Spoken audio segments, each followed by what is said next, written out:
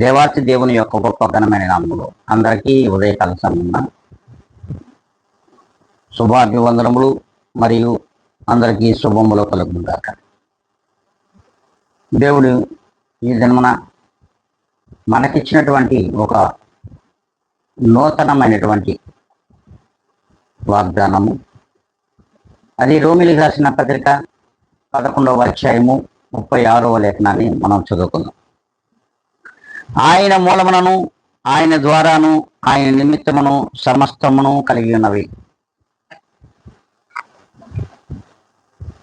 మరి ప్రభువైన యేసుక్రీస్తు ద్వారానే, ఆయన మూలముగానే సమస్తమును ఈ లోకములో కలిగి ఉన్నవి. అది భూమి ఆకాశములో కానీ, భూమి మీద నిర్మాణము జరిగించిన మొలిపించిన దేవుడు మొలిపించినవే తప్ప వేరొకటి లేవు. అవి కనబడినవైనను కనబడనవైనను, మరి మనుషులైనను ఆయన మూలముగానే నిర్మాణము జరిగినాము. ఆయన మొలిపించినటువంటి మొక్కలమైన మనము ప్రభువైన యేసుక్రీస్తుకు మాదిరిగా ఏ విధంగా అయినటువంటి జీవితాలు జీవిస్తున్నాము, ఆయనకు నచ్చే విధంగా ఉన్నాము, నచ్చని విధంగా ఈ లోకంలో జీవిస్తున్నాము, సమస్తమును ప్రభువులు వారు చూస్తూనే ఉన్నారు. అందుకే ప్రతి విశ్వాసతో కూడా ఈ దినమున ప్రభువులు వారు సూటిగా మాట్లాడుతూ ఉన్నారు. నేను లేకుండా ఈ లోకంలో ఏమీ కలుగలేదు, అది నీవు కూడా. మరి ప్రభువులు వారు ఈ రీతిగా చెప్తున్నా మనం ఎన్నడూ కూడా ఆయన మాటలను లెక్క చేయక మరి ఈ లోకంలో సిగ్గుతో బతుకుతున్నాం.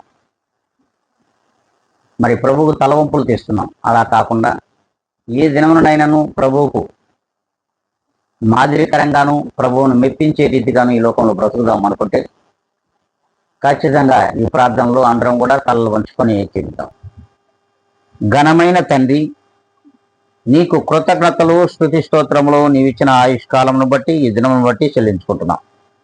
ప్రభువా, నీ మహాకృప చేత మాత్రమే ఈ లోకంలో మేము జీవించుతున్నామనే విషయాన్ని మేము మర్చిపోతూ ఉన్నాం. ప్రభా, మాకు నీవు గుర్తు చేస్తున్నందుకై మీకు కృతజ్ఞత, స్తుతి స్తోత్ర అర్పణలు సమర్పించుకుంటూ, ప్రభా, ఈ వాగ్దానము వీక్షించుతున్న ప్రతి ఒక్కరిలో ఫలింపచేయమని మా ప్రభువును, మీ ప్రియ కుమారుడును, అన్ని నామముల కన్నా ఉన్నతమైనటువంటి క్రీస్తు యేసు నామమును బట్టి అడిగి వేడుకొని ప్రార్థిస్తున్నాను మా తండ్రి. ఆమేన్.